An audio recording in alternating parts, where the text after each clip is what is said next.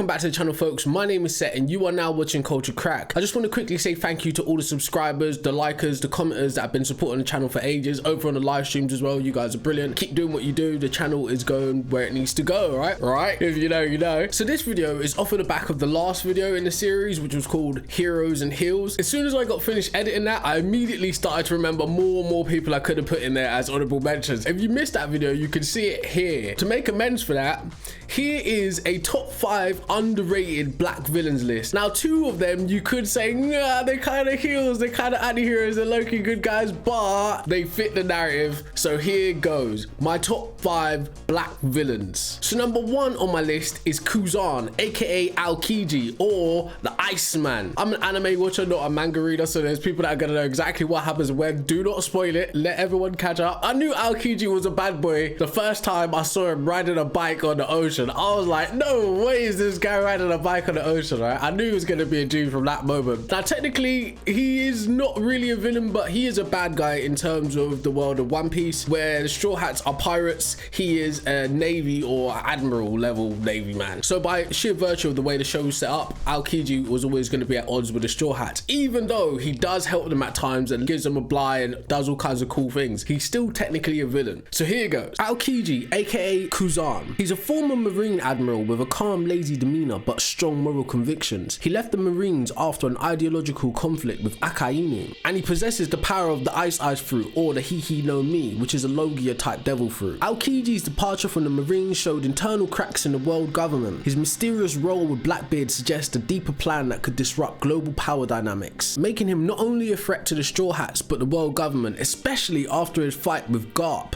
Number 2 on my list is Isaac from Castlevania. Now, this character is kind of complex. He's devoutly religious, he's a Muslim guy, but he was also a slave as a child, but he's also a forge master for Dracula. Now, when I first watched Castlevania, I really didn't know how to feel about him, because in the beginning of it, he doesn't really play a main role. Spoiler alert, after Dracula dies, his personal journey becomes way more important to the overall show, which really fleshes him out as a character. He's kind of conflicted, which is a dope way for a villain to be, because he doesn't want to do what he's doing, but he finds that it's necessary. Isaac is one of those characters that you don't want to like, but the more you start to see his backstory, the more you're like, oh, that's why he hates humans, kind of thing. And every time he tries to give humans a chance, they literally F him over. So let's not spoil the show, watch the show. Isaac is a human forge master, loyal to Dracula, driven by pain, introspection, and a belief that humanity is corrupt. Over time, he becomes more philosophical and questions his path of vengeance. His powers include forge master abilities, necromancy, he can raise people from the dead, and control night creatures. Skilled in sword combat, including a strange whip, and he commands armies of the dead. During the show, Isaac evolves from a blind follower to a thoughtful anti-hero who considers creating rather than destroying. His arc becomes a rare case of redemption in a world consumed by violence. Number 3 on my list of villains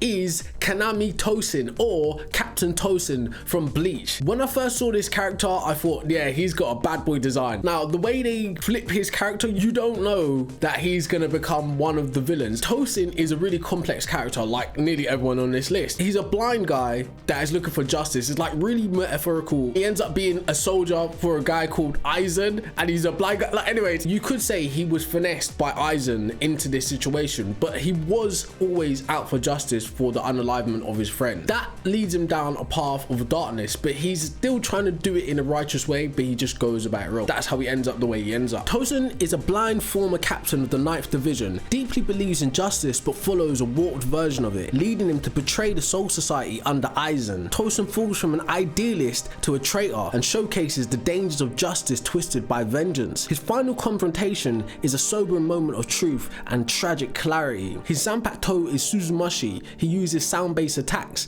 and his Bankai, Enma Kurogi, creates a space where enemies lose all sense except touch, basically like his version of domain expansion, but just in the Bleach way. He gains holification, enhanced strength, speed, and spiritual power. Number 4 on my list is Enrico Pucci. I low-key actually hate this guy. When I first saw him in JoJo, I was like, his character's kind of weird. Like, but which character isn't weird in JoJo? He's a character that rubs me in the wrong way. He's out to basically try to produce a heaven on earth kind of thing. It's just, brother, what is that? All right, no, I'm joking. Enrico Pucci, he's an underrated villain, to say the least, right? Because he's one of the few people in the JoJo franchise that ends up having 3 stands. So he's actually a powerful guy, but he's just, do you know what I mean? The fact that I don't like him just shows how much of a good villain he is designed to be. Like, anyways, Pucci is basically the priest that makes a deal with the devil in order to get heaven on earth, so to speak. His heaven on earth isn't for him. It's kind of twisted because he wants people to be able to see their future and make peace with their fate and all of this nonsense. You know what they say, the road to hell is paved with good intentions, all right? It sounds good on the surface, but in practice it's actually horrid. Pucci is a devout priest and Dio disciple, obsessed with creating a perfect world through fate and divine order. Calm, intelligent, and utterly devoted to his ideology. Pucci resets the universe in pursuit of heaven, air quotations, making him one of the most successful and dangerous JoJo villains. He embodies the fearsome consequences of blind faith and cosmic ambition. His powers include White Snake, which is his first stand. It extracts memories and stands abilities from people. His second stand is Sea Moon, reverses gravity and causes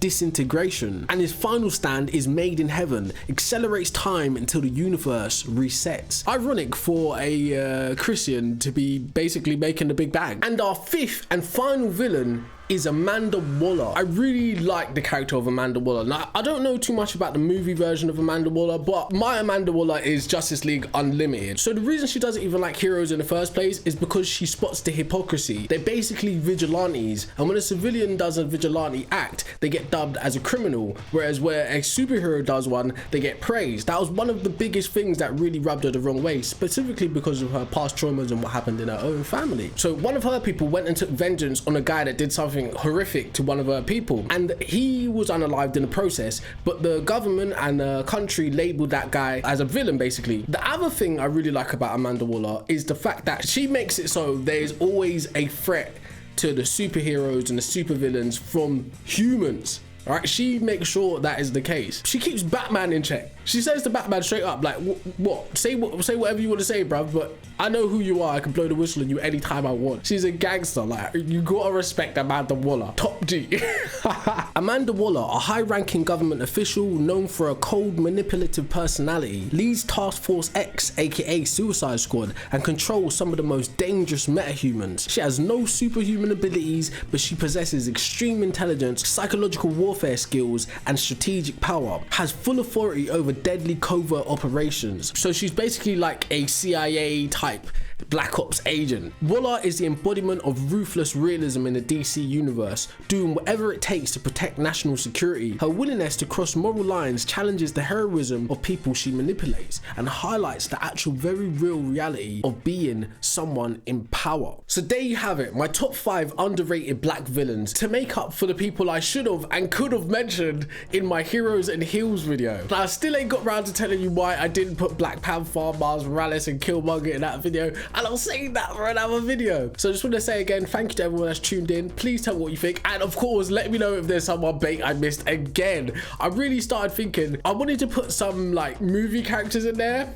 and I'm starting to think maybe like at least 2 of them are held by Samuel Jackson, which is no surprise, but hey, you know, I'll talk about that another time. So thank you for tuning in. I hope you enjoyed the show. Like, subscribe, comment, and check out these videos or these videos or these videos, however it's gonna be. Check out the videos in the Transformative Stories playlist. We got lots of good stuff, because what do we do here? We crack the culture.